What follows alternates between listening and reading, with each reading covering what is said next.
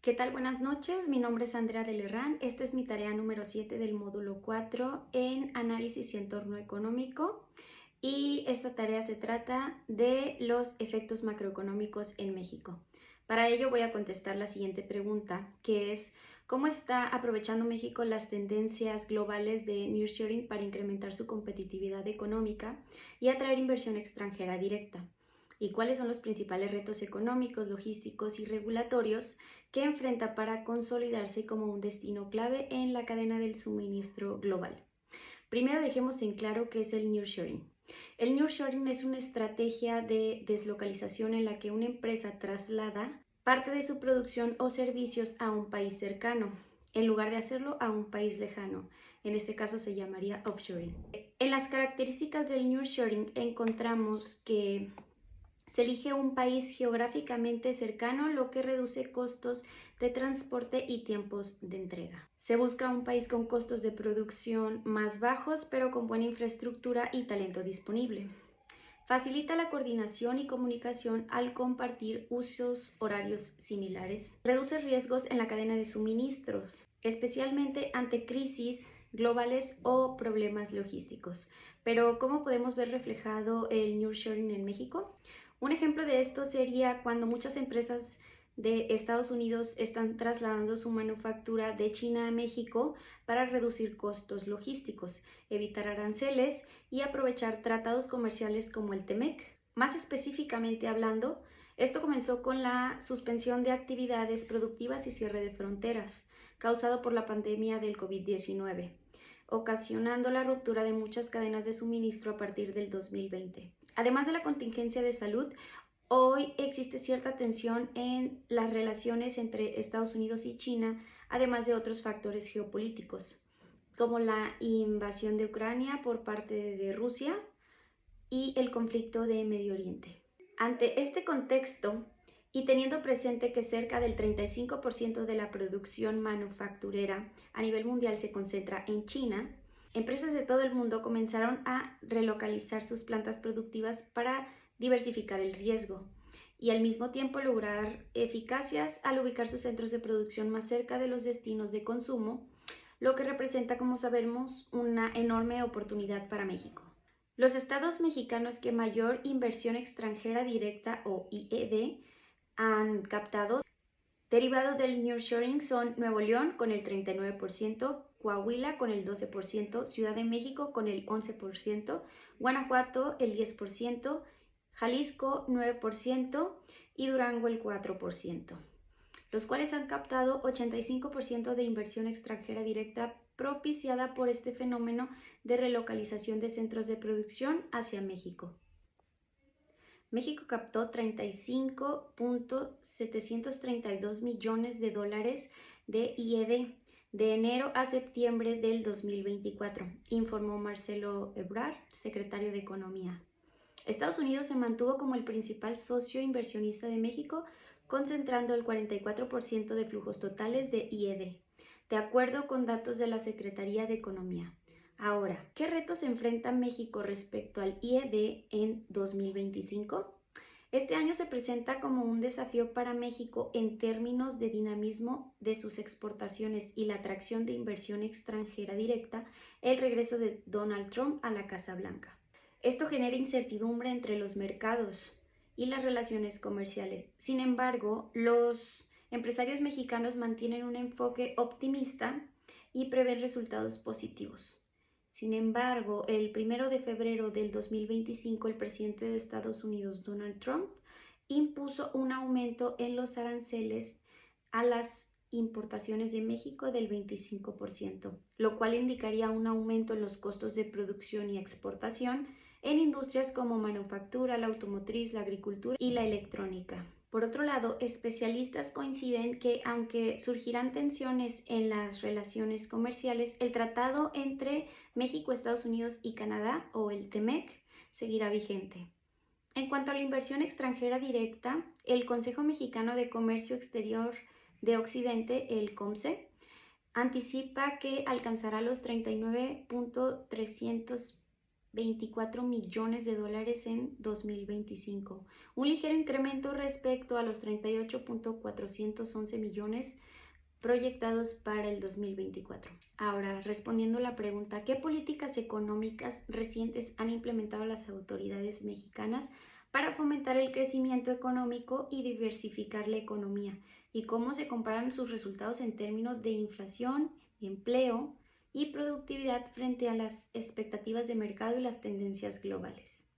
Tras el impacto del aumento de los aranceles impuesto por Estados Unidos, las empresas mexicanas deben implementar una estrategia de adaptación para centrarse en optimizar su cadena de suministros, buscar proveedores alternativos que ofrezcan costos más bajos o mejorar los procesos de producción para hacerlos más eficientes y así mitigar el impacto de los aranceles.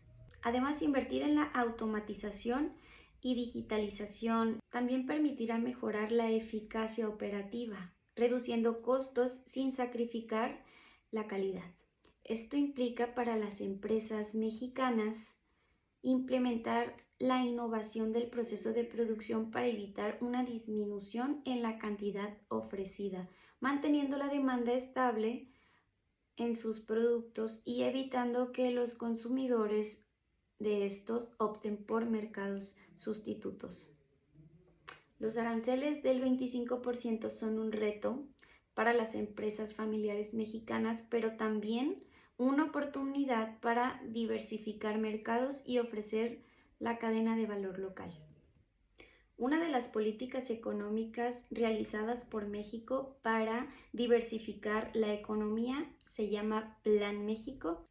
Esta consiste en aumentar el 15% de contenido nacional, ya que muchos productos provienen del socio comercial de Asia, que es China, lo cual genera conflictos entre las relaciones que sostiene Estados Unidos como el mayor porcentaje de IED para México. Por lo tanto, México toma estas medidas para apaciguar posibles conflictos de este tratado de China con México.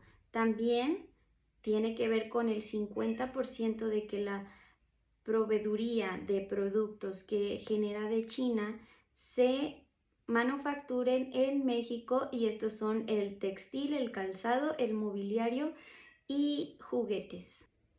Con base en los datos del Banco de México y el Instituto Nacional de Estadística y Geografía, el INEGI, sobre el crecimiento económico de México en los últimos 5 años, tanto a nivel macroeconómico, que abarca el Producto Interno Bruto Nacional, inflación, balanza comercial, como microeconómico, que es el crecimiento sectorial, empleo y productividad por industria.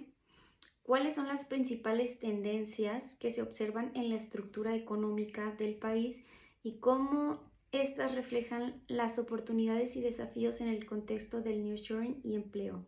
El Banco de México también elevó recientemente su expectativa de crecimiento de la economía del país de un 2.1% a 3% por los efectos del nearshoring durante el año 2024. De acuerdo con el Consejo de Empresas Globales, la economía del país crecerá en 2.5% en los próximos 6 años, debido a este fenómeno de relocalización de centros de producción hacia México. Este mismo organismo estima que el sector manufacturero en México atraerá más de 80,000 millones de dólares y que podría generar hasta 4 millones de empleos para el 2030, con captación entre 30 y 50,000 millones de dólares al año debido al nearshoring. El nearshoring y la reconfiguración de cadenas de suministro mundial se presenta como una oportunidad única para México en 2025, lo que podría llevar a enfrentar la desaceleración económica que se prevé para este año. No obstante, el país tiene riesgos latentes en materia de energía, inseguridad, reforma judicial y el resto de las reformas, así como la nueva relación con Estados Unidos, sostuvo la Confederación Patronal de la República Mexicana, que es la Coparmex. Otro dato importante es que México disminuye importaciones de Estados Unidos y Canadá y crece con China. Las compras de México a Norteamérica cayeron en un 2.23% y con el país asiático crecieron 13.84% de enero a noviembre del 2024.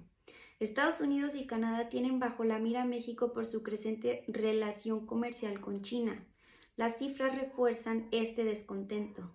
Porque las importaciones desde sus socios norteamericanos disminuyen, el comercio con el gigante asiático crece. Las importaciones de México desde Norteamérica, donde se encuentran los socios del TMEC, disminuyeron 2.23% en comparación con el mismo periodo del 2023, de acuerdo con los datos del Banco de México.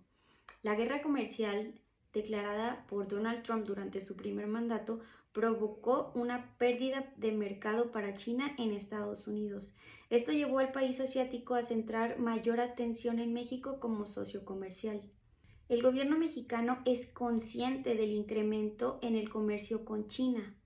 Genera preocupación con los socios comerciales de Norteamérica. Desde la administración de Andrés Manuel López Obrador se planteó la necesidad de sustituir importaciones provenientes de China. Esta estrategia se consolida como uno de los ejes principales del Plan México, presentado recientemente por la presidenta Claudia Sheinbaum. El Plan México establece dos objetivos claves para disminuir la dependencia de importaciones provenientes de China. El primero es aumentar a 15% el contenido nacional. Y el segundo, garantizar que el 50% de los productos que provienen de China, como el sector textil, calzado, mobiliario y juguetes, sea producido aquí en el país. Con estas acciones, México busca fortalecer su economía interna, reducir su dependencia del comercio con China y mejorar su relación comercial dentro del bloque norteamericano. Muchas gracias.